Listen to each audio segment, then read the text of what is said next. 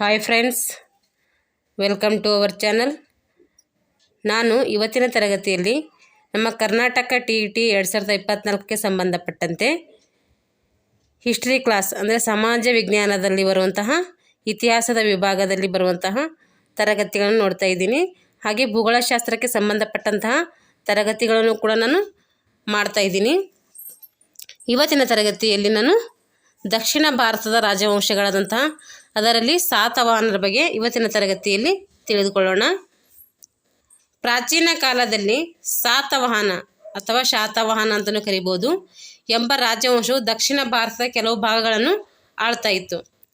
ದಕ್ಷಿಣ ಭಾರತದ ಮೊದಲ ರಾಜವಂಶ ಯಾವುದು ಅಂತ ಕೇಳಿದರೆ ಅದು ಸಾತವಾಹನರು. ಇವರ ರಾಜಧಾನಿ ಯಾವುದಂದರೆ ಪೈಠಣ ಅಂತ ಹೇಳ್ತೀವಿ, ಅಥವಾ ಅದಕ್ಕೆ ಪ್ರತಿಷ್ಠಾನಪುರ ಅಂತಲೂ ಕರಿತೀವಿ. ಪೈಠಾಣ ಇದು ಮಹಾರಾಷ್ಟ್ರದಲ್ಲಿ ಕಂಡುಬರ್ತೈತೆ. ಇದು ಸಾತವಾಹನರ ಸಾಮ್ರಾಜ್ಯ. ಇಷ್ಟು ಅವರು ಆಳ್ವಿಕೆ ಮಾಡಿದಂತಹ ಪ್ರದೇಶ ಇದು.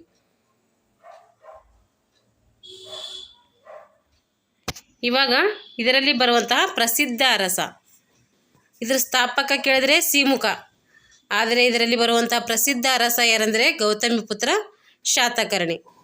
ಸಾತವಾಹನದ ವಂಶದ ಪ್ರಮುಖ ರಾಜನೆಂದರೆ ಅವನೇ ಯಾರಂದರೆ ಗೌತಮಿಪುತ್ರ ಶಾತಕರ್ಣಿ. ಇವನೇನಾಗಿದ್ದ ಪರಾಕ್ರಮಿಯಾಗಿದ್ದು ಈತನು ವಿದೇಶಿ ಆಳರಸರನ್ನು ಏನು ಮಾಡ್ತಾ ಇದ್ದನು, ಸೋಲಿಸಿ ಅವರ ವಿಸ್ತಾರವಾದ ರಾಜ್ಯವನ್ನು ಏನು ಮಾಡಿದನು, ತನ್ನ ಸಾಮ್ರಾಜ್ಯಕ್ಕೆ ಸೇರಿಸಿಕೊಂಡನು. ಅಂದರೆ ಬೇರೆ ಬೇರೆ ದೇಶದ ಎಲ್ಲ ಅರಸರನ್ನು ಸೋಲಿಸಿ ಅವರ ರಾಜ್ಯವನ್ನು ಏನು ಮಾಡಿದನೆಂದರೆ ತನ್ನ ಸಾಮ್ರಾಜ್ಯದೊಳಗೆ ಸೇರಿಸಿಕೊಳ್ತಾನೆ ಇವನು. ಕರ್ನಾಟಕದ ಕೆಲ ಭಾಗಗಳು ಕೂಡ ಅವನ ಕೈಗಳಾಗಿದ್ದವು.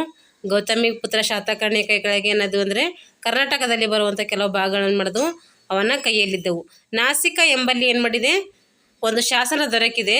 ಅದರಲ್ಲಿ ಏನಿದೆ ಅಂತಂದರೆ ಗೌತಮಿಪುತ್ರ ಸುಂದರ ಪುರುಷನು, ಉತ್ತಮ ಗುಣದವನು, ದುರ್ಬಲರ ಬಗ್ಗೆ ವಿಶೇಷ ಕಾಳಜಿ ಉಳ್ಳವನೆಂದು ಆ ಶಾಸನದಲ್ಲಿ ವರ್ಣಿಸಲಾಗಿದೆ. ಯಾವ ಶಾಸನ ಅದು? ನಾಸಿಕ್ ಶಾಸನ. ಕೇಳ್ತಾರೆ, ಗೌತಮಿಪುತ್ರನ ಬಗ್ಗೆ ವರ್ಣಿಸುವಂಥ ಶಾಸನ ಯಾವುದಂದರೆ ಅದು ನಾಸಿಕ್ ಶಾಸನ. ಗೌತಮಿಪುತ್ರ ವೈದಿಕ ಧರ್ಮದ ಸಂಪ್ರದಾಯವನ್ನು ಮತ್ತೆ ಬಳಕೆಗೆ ತಂದನು. ಈತನು ಅನ್ಯಮತ ಸಹಿಷ್ಣುವಾಗಿದ್ದನು. ಇವನು ವೈದಿಕ ಧರ್ಮದ ಸಂಪ್ರದಾಯಗಳನ್ನು ಬಳಕೆಗೆ ತರ್ತಾನೆ. ಇವನು ಧರ್ಮ ಮತ್ತು ಸಮಾಜ, ಧರ್ಮ ಮತ್ತು ಸಮಾಜ ಯಾವ ರೀತಿ ಇತ್ತಂತೇಳಿ. ಸಾತವಾಹನರು ವೈದಿಕ ಧರ್ಮದ ಅನುಯಾಯಿಗಳು. ಸಾತವಾಹನರ ಧರ್ಮ ಯಾವುದು? ವೈದಿಕ ಧರ್ಮ. ಅಶ್ವಮೇಧ ಮೊದಲಾದ ಯಾಗ ಯಜ್ಞಾದಿಗಳನ್ನು ಏನು ಮಾಡ್ತಾಯಿದ್ರು ಇವರು? ಮಾಡ್ತಾಯಿದ್ನು. ಅಶ್ವಮೇಧ ಯಾಗ ಅಂದರೆ ಕುದುರೆ ಮೂಲಕ ಏನು ಮಾಡೋದು? ಯುದ್ಧ ಮಾಡೋದು. ಅವರ ಸಾಮ್ರಾಜ್ಯದಲ್ಲಿ ನೆಲೆಸಿದ ವಿದೇಶಿಯರು ಹಿಂದೂ ಧರ್ಮ ಮತ್ತು ಬೌದ್ಧ ಮತವನ್ನು ತಾವಾಗಿಯೇ ಸ್ವೀಕರಿಸ್ತಾ ಇದ್ರಂತೆ. ಇಲ್ಲಿನ ದೇವತೆಗಳ ಹೆಸರುಗಳನ್ನು ಇಟ್ಕೊಂಡಿದ್ರು. ಯಾವ್ಯಾವ ಹೆಸರು ಇಟ್ಕೊಂಡಿದ್ರು ಅಂದರೆ ಶಿವ, ವಿಷ್ಣು, ಇವೆಲ್ಲ ಹೆಸರುಗಳು ಇಟ್ಕೊಂಡಿದ್ರು. ಹಾಗೆ ಶಿವ ಮತ್ತು ವಿಷ್ಣುವನ್ನು ಕೂಡ ಅವ್ರು ಏನು ಮಾಡ್ತಾಯಿದ್ರು?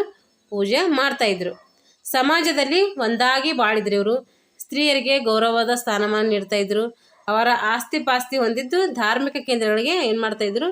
ಅಪಾರವಾದಂಥ ದಾನ ದತ್ತಿಗಳನ್ನು ಇವರು ನೀಡ್ತಾಯಿದ್ರು. ವಾಸ್ತುಶಿಲ್ಪಕ್ಕೆ ಸಾತವಾಹನರ ಕೊಡುಗೆ. ಏನು ಕೊಡುಗೆ ನೀಡಿದರು ಅಂತ ಇವರು? ಸಾತವಾಹನರು ವಾಸ್ತುಶಿಲ್ಪಕ್ಕೆ ಏನು ಮಾಡಿದರು? ಅಪಾರವಾದಂಥ ಕೊಡುಗೆ ನೀಡಿದರು. ಇವರ ಕಾಲದಲ್ಲಿ 3 ಏನು ಮಾಡ್ತವೆ? ಅಂಶಗಳು ಕಂಡು ಬರ್ತವೆ. ಅವು ಯಾವಂದರೆ, ಒಂದು ಚೈತ್ಯ, ವಿಹಾರ, ಸ್ತೂಪಗಳು. ಚೈತ್ಯ ಅಂದ್ರೇನು? ಬೌದ್ಧರ ಪ್ರಾರ್ಥನಾ ಮಂದಿರಕ್ಕೆ ಏನಂತೀವಿ? ಚೈತ್ಯ ಅಂತೇಳಿ ಕರಿತೀವಿ. ವಿಹಾರ ಅಂದರೆ ಬೌದ್ಧ ಭಿಕ್ಷುಗಳ ನಿವಾಸಕ್ಕೆ ಏನಂತ ಕರಿತೀವಿ? ವಿಹಾರ ಅಂತೇಳಿ ಕರಿತೀವಿ. ಹಾಗಾದರೆ ಸ್ತೂಪ ಅಂದರೆ ಏನಂತೇಳಿ ಹಿಂದಿನ ತರಗತಿಯಲ್ಲಿ ಹೇಳಿದ್ದೀನಿ. ಇನ್ನು ಸ್ತೂಪ ಅಂದರೆ ಬುದ್ಧನ ಅವಶೇಷಗಳ ಮೇಲೆ ಕಟ್ಟಲಾದಂತಹ ಅರ್ಧಾಕೃತಿಯ ಗೋಪುರಕ್ಕೆ ಏನಂತೀವಿ ನಾವು? ಸ್ತೂಪ ಅಂತೇಳಿ ಕರಿತೀವಿ. ಸಾತವಾಹನರ ರಚನೆಗಳು ಭಾರಿ ಬಂಡೆಗಳನ್ನು ಕೊರೆದು ಮಾಡಿರುವ ಚೈತ್ಯ ಮತ್ತು ವಿಹಾರಗಳಾಗಿವೆ. ಇನ್ನು ಸಾತವಾಹನರ ರಚನೆಗಳು ದೊಡ್ಡ ದೊಡ್ಡ ಬಂಡೆಗಳನ್ನು ಕೊರೆದು ಏನು ಮಾಡಿದ್ದಾರೆ? ಅಲ್ಲಿ ಬೌದ್ಧರ ಪ್ರಾರ್ಥನಾ ಮಂದಿರ ಮತ್ತು ಅವರ ವಾಸ ಮಾಡುವಂಥ ಒಂದು ನಿವಾಸಗಳನ್ನು ನಿರ್ಮಾಣ ಮಾಡಿದ್ದಾರೆ. ಅದರಲ್ಲಿ ಪ್ರಮುಖವಾದಂಥ ನಿವಾಸ ಯಾವುದಂದರೆ ಮಹಾರಾಷ್ಟ್ರದಲ್ಲಿ ಕಂಡುಬರುವಂಥ ಕಾರ್ಲೆ ಚೈತ್ಯವು. ಇದೇನಾಗಿದೆ, ದೊಡ್ಡ ಗಾತ್ರದಾಗಿದ್ದು ನೋಡ್ಲಿಕ್ಕೆ ಸುಂದರವಾಗಿದೆ. ಕನ್ನೇರಿ ಎಂಬಲ್ಲಿ ಏನಿದೆ, ಒಂದು ಪ್ರಸಿದ್ಧವಾದ ಏನಿದೆ ಚೈತ್ಯ ಇದೆ. ಚೈತ್ಯಗಳ ಪಕ್ಕದಲ್ಲಿ ಬಂಡೆಗಳನ್ನು ಕೊರೆದು ಮಾಡಿದಂಥ ವಿಹಾರಗಳಿವೆ. ಆಂಧ್ರ ಪ್ರದೇಶದ ಅಮರಾವತಿಯ ಅಮೃತಶಿಲೆಯ ಸ್ತೂಪವು ಏನಾಗಿದೆ, ಒಂದು ಕಲಾತ್ಮಕವಾದಂತಹ ಸ್ತೂಪವಾಗಿದೆ. ಕರ್ನಾಟಕದಲ್ಲಿ ಸಾತವಾಹನ ರಚನೆಗಳು ಕೂಡ ಅವಶೇಷಗಳನ್ನು ಗುಲ್ಬರ್ಗದ ಜಿಲ್ಲೆಯ ಸನ್ನತಿ ಅಂತೇಳಿ ಅಲ್ಲಿ ಕಂಡುಬರ್ತವೆ. ಉತ್ತರ ಕನ್ನಡ ಜಿಲ್ಲೆ ಏನಿದೆ, ಇದು ಬನವಾಸಿ. ಇದು ಉತ್ತರ ಕನ್ನಡ ಜಿಲ್ಲೆ, ಇದು ಕದಂಬರ ರಾಜಧಾನಿ ಇದೆ. ಒಂದು ಉತ್ತರ ಕನ್ನಡ ಜಿಲ್ಲೆ ಬನವಾಸಿಯಲ್ಲಿ ಇವರು ಏನು ಮಾಡ್ಬೋದು, ಇವರ ರಚನೆಗಳನ್ನು ಕಾಣ್ಬೋದು. ಸಾತವಾಹನರ ಸಾವಿರಾರು ನಾಣ್ಯಗಳು ನೋಡಿದ್ದೇವೆ ಅಲ್ಲಿ ಸಿಕ್ಕಿದವೆ. ಹಾಗಾದರೆ ಸಾತವಾಹನರ ಕಾಲದ ವ್ಯಾಪಾರ ಮತ್ತು ಪಟ್ಟಣಗಳು ಹೆಂಗಿದವು ಅಂತೇಳಿ. ಸಾತವಾಹನರ ಆಳ್ವಿಕೆಯ ಕಾಲವು ಆರ್ಥಿಕ ಸಮೃದ್ಧಿಯ ಕಾಲವಾಗಿತ್ತು. ಅಂದರೆ ಆರ್ಥಿಕವಾಗಿ ಸಂಪತ್ಭರಿತವಾದಂಥ ಒಂದು ಸಾಮ್ರಾಜ್ಯ ಇದಾಗಿತ್ತು. ಇದಕ್ಕೆ ಮುಖ್ಯ ಕಾರಣವೇನೆಂದರೆ, ಅವ್ರದ್ದು ಆರ್ಥಿಕವಾಗಿ ಬಲಿಷ್ಠವಾಗಲಿಕ್ಕೆ ಮುಖ್ಯ ಕಾರಣ ಏನೆಂದರೆ ಬಿರುಸಾಗಿ ನಡೀತಿದ್ದ ಒಳನಾಡಿನ ಮತ್ತು ಹೊರನಾಡಿನ ವ್ಯಾಪಾರ ಚಟುವಟಿಕೆಗಳು. ಅಂದರೆ ಅವ್ರ ದೇಶದ ಒಳಗೆ ಮತ್ತು ದೇಶದ ಹೊರಗಡೆಯನ್ನು ಕೂಡ ಏನು ಮಾಡ್ತಾಯಿದ್ರು, ವ್ಯಾಪಾರಗಳನ್ನು ಮಾಡ್ತಾಯಿದ್ರು.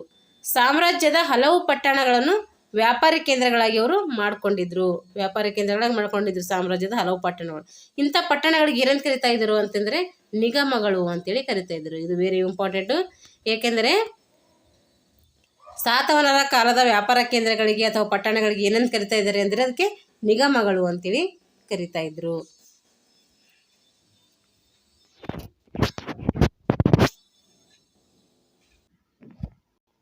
ಮಹಾರಾಷ್ಟ್ರದ ಪೈಠಣ, ಕಾರ್ಲೆ, ಕನ್ನೇರಿ, ಜುನ್ನರ್ ಮತ್ತು ನಾಸಿಕ್, ಆಂಧ್ರ ಪ್ರದೇಶದ ಧನ್ಯಕಟಕ ಮತ್ತು ಉತ್ತರ ಕನ್ನಡ ಜಿಲ್ಲೆಯ ವೈಜಯಂತಿ ಇವೇನು ಸಾತವಾಹನರ ಕಾಲದ ನಿಗಮಗಳು. ಸಾತವಾಹನರ ಕಾಲದ ನಿಗಮಗಳು ಯಾವಂತೇಳಿ ಇದು GPS ಕ್ವಶನ್ ಆಗ್ಬೋದು. ಆದರೆ ಇವಾಗ ನಮ್ಮ TET ಏನು ಕೇಳೋದಿಲ್ಲ. ಆದರೆ ಅವಾಗ ಏನಾಗುತ್ತೆ, ಇದು ಇಂಪಾರ್ಟೆಂಟ್ ಆಗುತ್ತೆ. ಯಾವ್ಯಾವ ಅಂದರೆ ಮಹಾರಾಷ್ಟ್ರದಲ್ಲಿ ಕಂಡುಬರುವಂಥ ಪೈಠಾಣ ಆಗಿರ್ಬೋದು, ಕಾರ್ಲೆ ಆಗಿರ್ಬೋದು, ಕನ್ನೇರಿ, ಜುನ್ನಾರ್, ನಾಸಿಕ್, ಆಂಧ್ರ ಪ್ರದೇಶದ ಧಾನ್ಯಕಟಕ, ಅದಕ್ಕೆ ಧರಣಿಕೂಟ ಅಂತಲೂ ಕರೀತಾರೆ. ಉತ್ತರ ಕನ್ನಡ ಜಿಲ್ಲೆಯ ವೈಜಯಂತಿ, ಅದಕ್ಕೆ ಇನ್ನೊಂದು ಹೆಸರು ಬನವಾಸಿ ಅಂತಲೂ ಕರೀತಾರೆ. ಇವೆಲ್ಲ ಏನು ಸಾತವಾಹನರ ನಿಗಮಗಳು. ಪಟ್ಟಣಗಳಲ್ಲಿ ಶ್ರೇಣಿ ಎಂಬ ಸಂಘಗಳಿರ್ತಾ ಇದ್ದವು. ಆ ಶ್ರೇಣಿಗಳಿಗೆ ವ್ಯಾಪಾರಿಗಳು ಮತ್ತು ವಿವಿಧ ಕಸಬದಾರರು ತಮ್ಮ ಹಿತರಕ್ಷಣೆಗಾಗಿ ಕಟ್ಟಿಕೊಂಡ ಸಂಘಗಳಿಗೆ ಏನಂತ ಕರಿತೀವಿ, ಶ್ರೇಣಿ ಅಂತೇಳಿ ಕರಿತಾ ಇದ್ದೀವಿ.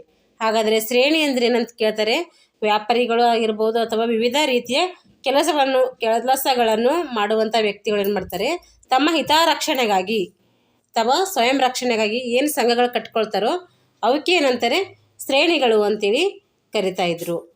ಅದರಲ್ಲಿ ಧಾನಿಕ ಶ್ರೇಣಿ ಎಂಬುದು ಧಾನ್ಯ ವ್ಯಾಪಾರಿಗಳ ಸಂಘವಾಗಿತ್ತು. ಇದೇ ರೀತಿ ಗಾಣಿಗ ಆಗಿರ್ಬೋದು, ಕಮ್ಮಾರ, ಕಂಚುಗಾರ, ಕುಂಬಾರ ಮತ್ತಿತರ ಕಸಬುದಾರರು ತಮ್ಮ ತಮ್ಮ ಶ್ರೇಣಿಗಳನ್ನು ಕಟ್ಟಿಕೊಂಡಿದ್ದರು. ಶ್ರೇಣಿಗೊಬ್ಬ ಹಿರಿಯ ಇರ್ತಾ ಇದ್ದು ಅವನನ್ನು ಏನು ಕರಿತಾ ಇದ್ರು, ಶ್ರೇಷ್ಠಿ ಅಥವಾ ಶೆಟ್ಟಿ ಅಂತೇಳಿ ಕರಿತಾ ಇದ್ರು.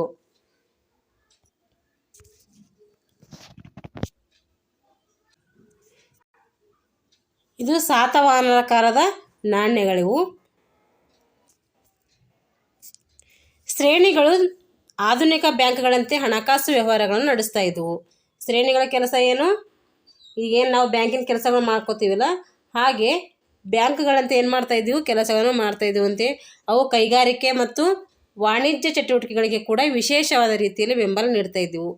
ಕಾರ್ಲೆಯ ಖ್ಯಾತ ಚೈತ್ಯವನ್ನು ಕಟ್ಟಿಸಿದವನು ಯಾರಾದರೆ ಒಬ್ಬ ಶ್ರೇಷ್ಠಿಯಾಗಿದ್ನು. ಕಾರ್ಲೆಯ ಖ್ಯಾತ ಚೈತ್ಯವನ್ನು ಕಟ್ಟಿಸಿದವನು ಯಾರು ಅಂತ ಕೇಳಿದ್ರೆ ಅದು ಶ್ರೇಷ್ಠಿ ಅಂತ ಅರ್ಥ. ಸಾಮ್ರಾಜ್ಯದ ಪೂರ್ವ ಮತ್ತು ಪಶ್ಚಿಮ ಕರಾವಳಿಗಳ ಉದ್ದಕ್ಕೂ ಅನೇಕ ಬಂದರುಗಳಿದ್ದವು. ಪಶ್ಚಿಮ ತೀರದಲ್ಲಿ ಬರುಕಚ್ಚ, ಈಗಿನ ಬೂಚ್ ಅಂತೇಳಿ ಕರೀತಾರೆ. ಅದಕ್ಕೆ ಏನಂತ ಕರೀತಾರೆ, ಈಗಿನ ಬೂಚ್ ಅಂತ ಕರೀತಾರೆ. ಮುಂಬೈ ಸಮೀಪದ ಸೋಪಾರ ಮತ್ತು ಕಲ್ಯಾಣ ಮುಖ್ಯ ಬಂದರುಗಳಾಗಿದ್ದವು. ಇವೇನಾಗಿದ್ವು, ಎರಡು ಮುಖ್ಯ ಬಂದರುಗಳು ಆಗಿದ್ದವು. ಪೂರ್ವ ತೀರದಲ್ಲಿ ಕೂಡ ಅನೇಕ ಬಂದರುಗಳು ಕಂಡುಬರ್ತಾ ಇದ್ದವು. ಸಾತವಾಹನರ ಕಾಲದಲ್ಲಿ ಯುರೋಪಿನ ರೋಮನ್ ಸಾಮ್ರಾಜ್ಯದೊಡನೆ ಭಾರತದ ವಾಣಿಜ್ಯ ಸಂಬಂಧವು ಏನಾಗಿತ್ತು, ಉತ್ತಮವಾಗಿತ್ತು.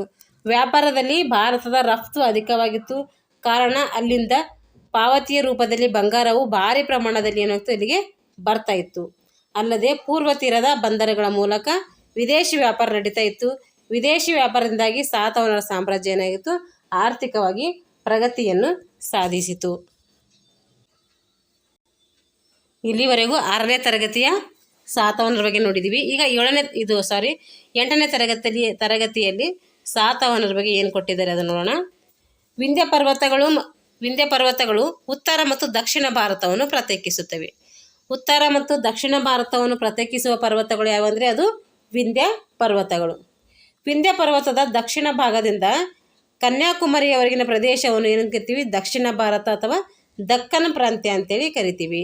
ವಿಂಧ್ಯ ಪರ್ವತದ ದಕ್ಷಿಣದ ಭಾಗದಿಂದ ಏನು ಕನ್ಯಾಕುಮಾರಿಯವರೆಗೆ ಭಾಗ ಕಂಡು ಬರುತ್ತಲ್ಲ, ಆ ಪ್ರದೇಶಕ್ಕೆ ಏನೇನು ಕರಿತೀವಿ ಅಂದರೆ ದಕ್ಷಿಣ ಭಾರತ ಅಥವಾ ದಕ್ಕನ್ ಭಾರತ ಅಂತೇಳಿ ಕರಿತೀವಿ. ಈಗ ದಕ್ಷಿಣ ಭಾರತ ಪ್ರಮುಖ ರಾಜ್ಯಗಳು ನೋಡ್ರಿ ಕೊಟ್ಟಿದ್ದಾರೆ. ಸಾತವಾಹನರು, ಕದಂಬರು, ಗಂಗರು, ಚಾಳುಕ್ಯರು, ರಾಷ್ಟ್ರಕೂಟರು, ಪಲ್ಲವರು ಈ ಪ್ರದೇಶವನ್ನು ಆಳಿದವರಲ್ಲಿ ಪ್ರಮುಖರು. ಇನ್ನು ಕಲ್ಯಾಣ ಚಾಲುಕ್ಯರು, ಬಾದಾಮಿ ಚಾಲುಕ್ಯರು, ಹೊಯ್ಸಳರು, ಪಲ್ಲವರು ಇವರೆಲ್ಲ ಏನು ದಕ್ಷಿಣ ಭಾರತದ ಅರ್ಥದಲ್ಲಿ ಬರುವಂತಹ ರಾಜರುಗಳು ಇವರೆಲ್ಲ. ಇವಾಗ ಸಾತವಾಹನರ ಬಗ್ಗೆ ತಿಳಿದುಕೊಳ್ಳೋಣ. ಸಾತವಾಹನರ ಕಾಲ ಸಾಮಾನ್ಯ ಶಕ 230ರಿಂದ ಸಾಮಾನ್ಯ ಶಕ 220ರವರೆಗೆ ಏನು ಮಾಡ್ತಾರೆ, ಇವರು ಆಳ್ವಿಕೆಯನ್ನು ಮಾಡ್ತಾರೆ. ಸಾತವಾಹನ ವಂಶವು ದಕ್ಕನ್ನಲ್ಲಿ ಸ್ಥಾಪನೆಗೊಂಡ ಮೊದಲ ರಾಜವಂಶ. ಅಂದರೆ ದಕ್ಷಿಣ ಭಾರತದ ಮೊದಲ ರಾಜವಂಶ ಯಾವುದಂದರೆ ಅದು ಸಾತವಾಹನರು. ಚಂದ್ರಗುಪ್ತ ಮೌರ್ಯನ ಕಾಲದಲ್ಲಿ ಗೋದಾವರಿ, ಕೃಷ್ಣ ನದಿಗಳ ಮಧ್ಯೆ ನೆಲೆಸಿದ್ದು ಸಾಮಂತರಾಗಿ ಕಪ್ಪು ಕಾಣಿಕೆಯನ್ನು ಸಲ್ಲಿಸುತ್ತಾ ಸಾಮಾನ್ಯ ಶಕ ಪೂರ್ವ 220ರ ವೇಳೆಗೆ ಸಿಮುಕನು ಸ್ವತಂತ್ರನಾಗಿ ಏನು ಮಾಡ್ತಾನೆ, ಶ್ರೀಕಾಕುಲನ ರಾಜಧಾನಿಯಾಗಿ ಮಾಡ್ಕೊಳ್ತಾನೆ. ಅಂದರೆ ಸಾತವಾಹನರ ಸ್ಥಾಪಕ ಯಾರಂದರೆ ಸಿಮುಕ. ಅವನ ರಾಜಧಾನಿ ಯಾವುದಂದರೆ ರಾಜಧಾನಿ ಶ್ರೀಕಾಕುಲಂ ಎಂಬುದು ಸಿಮುಕನ ರಾಜಧಾನಿ. ಆದರೆ ಇವ್ರದ್ದು ಒಟ್ಟಾರೆ ರಾಜಧಾನಿ ನೋಡಿದಾಗ ಪೈಠಾಣ ಅಥವಾ ಪ್ರತಿಷ್ಠಾಪನಾಪುರ ಅಂತೇಳಿ ಹೇಳ್ತೀವಿ. ಆದರೆ ಸಿಮುಕನೊಂದು ಸಪ್ರೇಟ್ ಕೇಳಿದಾಗ ಏನು ಹಾಕ್ಬೇಕು, ನಾವು ಶ್ರೀಕಾಕುಲಂ ಅಂತೇಳಿ ಹಾಕಬೇಕು. ಇದು ಸ್ವಲ್ಪ ಇದಾಗ್ತೈತೆ, ನೀವು ಚೆನ್ನಾಗಿ ನೆನ್ಪಿಟ್ಕೊಳ್ಬೇಕಿದು. ಇವಾಗ ಪ್ರಸಿದ್ಧ ಅರಸ ಅಂದರೆ ಯಾರು ಹೇಳಿವಿ, ಗೌತಮಿಪುತ್ರ ಶಾತಕರ್ಣಿ ಅಂತೇಳಿ ನೋಡಿದ್ದೀವಿ. ಈ ವಂಶದ ಪ್ರಮುಖ ದೊರೆ ಅಂದರೆ ಗೌತಮಿಪುತ್ರ ಶಾತಕರ್ಣಿ.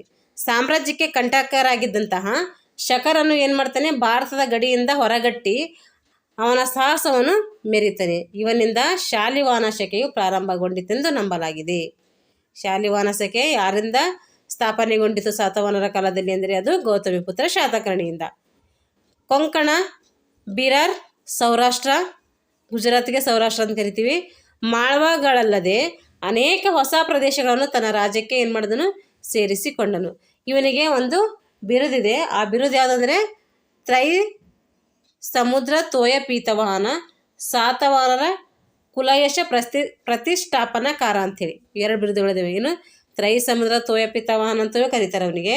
ಸಾತವಾಹನರ ಕುಲಯಶ ಪ್ರತಿಷ್ಠಾನಕರ 2 ಬಿರುದುಗಳು ಯಾರ್ದಿದ್ದಾವೆ, ಇವು ಗೌತಮಿಪುತ್ರ ಶಾತಕರ್ಣಿದೆ ಇದ್ದಾವೆ. ಯಜ್ಞಶ್ರೀ ಶಾತಕರ್ಣಿಯು ಈ ವಂಶದ ಕೊನೆಯ ಅರಸ. ಸಾತವಾಹನರ ಕಾಲದ ಕೊನೆಯ ಅರಸ ಯಾರಂದರೆ ಯಜ್ಞಶ್ರೀ ಶಾತಕರ್ಣಿ. ಅವನ ಕಾಲದಲ್ಲಿ ಏನಾಯಿತು, ನಿರಂತರ ದಾಳಿಯಿಂದಾಗಿ ಈ ಸಾಮ್ರಾಜ್ಯ ಪತನಗೊಳ್ತೈತೆ. ಸಾತವಾಹನರ ಕಾಲದಲ್ಲಿ ರಾಜನೇ ಏನಾಗಿದ್ನು, ರಾಜ್ಯದ ಸರ್ವೋಚ್ಚ ಅಧಿಕಾರಿ. ಇಡೀ ರಾಜ್ಯದ ಅಧಿಕಾರ ಯಾರ ಕೈದಾಗಿತ್ತು, ರಾಜನ ಕೈಯಲ್ಲಿಯೇ ಇತ್ತು. ಆಡಳಿತದ ಅನುಕೂಲಕ್ಕಾಗಿ ರಾಜ್ಯವನ್ನು ಏನು ಮಾಡ್ತಾಯಿದ್ರು, ಜನಪದಗಳಾಗಿ, ಜಿಲ್ಲೆಗಳಾಗಿ ವಿಂಗಡಣೆ ಮಾಡಿದ್ರು. ಅವುಗಳಿಗೆ ಅಧಿಕಾರಿಗಳನ್ನು ನೇಮಿಸಲಾಗ್ತಾ ಇತ್ತು. ನಗರ ಮತ್ತು ಗ್ರಾಮಗಳ ವ್ಯವಸ್ಥೆಯನ್ನು ಸ್ವಯಂ ಆಡಳಿತದ ಸಂಸ್ಥೆಗಳು ಅಂತೇಳಿ ಕರಿತಾ ಇದ್ರು. ಅಂದರೆ ನಗರ ಮತ್ತು ಗ್ರಾಮಗಳು ಏನು ಮಾಡ್ತಾಯಿದ್ರು, ಸ್ವಯಂ ಆಡಳಿತ ಸಂಸ್ಥೆಗಳ ಥರನೇ ಇವರು ನೋಡ್ಕೊಳ್ತಾ ಇದರಲ್ಲಿ. ಸಮಾಜದಲ್ಲಿ ವರ್ಗಭೇದ ಇರಲಿಲ್ಲ. ಸಮಾಜದಲ್ಲಿ ಯಾರು ಮೇಲು ಕೀಳು ಎಂಬ ರೀತಿ ಭೇದ ಭಾವ ಇರಲಿಲ್ಲ.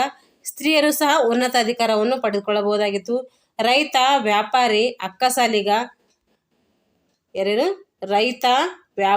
ಅಕ್ಕಸಾಲಿಗ, ಮೀನುಗಾರ, ಬಡಗಿ, ನೇಕಾರ, ಔಷಧ ತಯಾರಿಸುವ ಮುಂತಾದ ಕಸಬುಗಳು ಏನಿದ್ದರು ಅವೆಲ್ಲ ಕಸಬುಗಾರರು ಈ ಸಾಮ್ರಾಜ್ಯದಲ್ಲಿ ಇದ್ದರು. ಕಸಬುದಾರರ ಸಂಘಗಳು ಇದ್ದವು. ಇದೇ ಮುಂದೆ ವಾಣಿಜ್ಯ ಮತ್ತು ವ್ಯಾಪಾರ ಸಂಘಗಳಾಗಿ ಕಾರ್ಯನಿರ್ವಹಿಸ್ತಾ ಇದ್ದವು. ವಿದೇಶಿ ವ್ಯಾಪಾರಕ್ಕೂ ಪ್ರೋತ್ಸಾಹ ನೀಡಿದವರಲ್ಲದೆ ನಾಸಿಕ್, ಕಲ್ಯಾಣ್, ಬ್ರೌಚ್, ಭಟ್ಕಳ್ ಇವರ ವ್ಯಾಪಾರ ಕೇಂದ್ರಗಳಾಗಿ ಮಾರ್ಪಟ್ಟಿದ್ದವು. ವೈದಿಕ ಮತಸ್ಥರಾಗಿದ್ದಂತಹ ಸಾತವಾಹನರು ಯಾವ ಮತಸ್ಥರು, ಯಾವ ಧರ್ಮದವರು ಅಂತ ಕೇಳಿದರೆ ಅದು ವೈದಿಕ ಧರ್ಮದವರು. ಇತರೆ ಧರ್ಮಗಳಂತ ಬೌದ್ಧ ಮತ್ತು ಜೈನ ಧರ್ಮಕ್ಕೂ ಏನು ಮಾಡ್ತಾ ಇವರು ಪ್ರೋತ್ಸಾಹವನ್ನು ನೀಡ್ತಾ ಇದ್ರು. ತಮ್ಮ ವೈದಿಕ ಧರ್ಮ ನಂಬ್ತೀವಿ ಅಂತೇಳಿ ಅದೇ ಶ್ರೇಷ್ಠ ಅಂತ ಹೇಳ್ತಾ ಇರಲಿಲ್ಲ. ಅದ್ರ ಜೊತೆಗೆ ಇನ್ನಿತರ ಧರ್ಮಗಳಿಗೂ ಕೂಡ ಪ್ರಶಸ್ತಿಯನ್ನು ಇವರು ನೀಡ್ತಾ ಇದ್ರು. ಕಲೆ, ಸಾಹಿತ್ಯ, ವಿದ್ಯಾಭ್ಯಾಸಕ್ಕೆ ಏನು ಮಾಡ್ತಾ ಇದ್ರು ಇವರು ಉತ್ತೇಜನವನ್ನು, ಪ್ರೋತ್ಸಾಹವನ್ನು ನೀಡ್ತಾ ಇದ್ರು. ವಿದ್ವಾಂಸರ ಹಾಗೂ ಸಾಮಾನ್ಯ ಜನರ ಭಾಷೆಯಾಗಿದ್ದಂಥ ಪ್ರಕೃತ ಭಾಷೆಯಲ್ಲಿ ಏನು ಮಾಡಿದ್ರು ಸಾಹಿತ್ಯವನ್ನು ರಚನೆ ಮಾಡಿದರು. ಇವರ ಕಾಲದಲ್ಲಿ ಹಾಲ ಎಂಬ ಕವಿ ಬರ್ತಾನೆ. ಅವನೇನು ಮಾಡ್ತಾನೆ ಗತಾ ಸಪ್ತಸತಿ ಅಂತೇಳಿ ಒಂದು ಕೃತಿಯನ್ನು ಬರೀತಾರೆ. ಇವರ ಕಾಲದಲ್ಲಿ ಅಜಂತ ಮತ್ತು ಅಮರಾವತಿಯ ಚಿತ್ರಕಲೆಗಳು ರಚನೆಗೊಂಡವು. ದೇವಾಲಯ, ವಿಹಾರ ಮತ್ತು ಚೈತ್ಯಗಳನ್ನು ಇಲ್ಲಿ ಕಟ್ಟಿಸಲಾಯಿತು. ವಿಹಾರ ಮತ್ತು ಚೈತ್ಯ ಎಂದರೇನಂತೇಳಿ ನೋಡಿದ್ದೀವಿ. ಕಾರ್ಲೆಯಲ್ಲಿ ಚೈತ್ಯಾಲಯವನ್ನು ಬನವಾಸಿಯ ಶ್ರೀಮಂತ ವರ್ತಕ ಭೂತಾಪಾಲ ಏನು ಮಾಡ್ತಾನೆ ನಿರ್ಮಿಸ್ತಾನೆ. ಇದು ವೆರಿ ಇಂಪಾರ್ಟೆಂಟು. ಕಾರ್ಲೆಯಲ್ಲಿ ಚೈತ್ಯಾಲಯವನ್ನು ಯಾರು ನಿರ್ಮಾಣ ಮಾಡಿದ್ದಾರೆ ಅಂತ ಕೇಳಿದ್ರೆ ಭೂತಪಾಲ ಅಂತೇಳಿ ಹೇಳಬೇಕು ನಾವು. ಒಟ್ಟಿನಲ್ಲಿ ಸಾತವಾಹನರ ಕಾಲದಲ್ಲಿ ಕನ್ನಡ ನಾಡು ಸಮೃದ್ಧಿಯಿಂದ ಕೂಡಿತು ಮತ್ತು ಇವರು ಸಾಹಸಿಗಳು, ಸಮರ್ಥ ಆಡಳಿತಗಾರರು ಕೂಡ ಇವರು ಆಗಿದ್ದರು. ಭಾರತ ಸಂಸ್ಕೃತಿಗೆ ತಮ್ಮದೇ ಆದಂಥ ಕೊಡುಗೆಯನ್ನು ನೀಡಿ ಭಾರತವನ್ನು ಮತ್ತಷ್ಟು ಏನು ಮಾಡಿದ್ದಾರೆ ಶ್ರೀಮಂತಗೊಳಿಸಿದವರಲ್ಲಿ ಸಾತವಾಹನರು ಪ್ರಮುಖವಾದಂತಹ ಪಾತ್ರವನ್ನು ವಹಿಸಿದ್ದಾರೆ. ಹೀಗೆ ದಕ್ಷಿಣ ಭಾರತದ ಮೊದಲ ರಾಜವಂಶವಾದಂತಹ ಸಾತವಾಹನರ ಬಗ್ಗೆ ಏನಾಯಿತು ಇಲ್ಲಿಗೆ ಇಷ್ಟು 2 ಕ್ಲಾಸ್ ಅಂದರೆ 6ನೇ ತರಗತಿಯಲ್ಲಿ ಮತ್ತು 8ನೇ ತರಗತಿಯಲ್ಲಿ ಕಂಡು ಬರ್ತೈತೆ. ಮುಂದಿನ ತರಗತಿಯಲ್ಲಿ ಏನು ಮಾಡೋಣ ಮತ್ತೊಂದು ದಕ್ಷಿಣ ಭಾರತ ರಾಜವಂಶವಾದಂಥ ಕದಂಬರ ಬಗ್ಗೆ ನೋಡೋಣ ಅಂತ ಹೇಳ್ತಾ ಇಲ್ಲಿಗೆ ಈ ವಿಡಿಯೋವನ್ನು ಮುಗಿಸ್ತಾ ಇದ್ದೀನಿ. Thanks for watching all.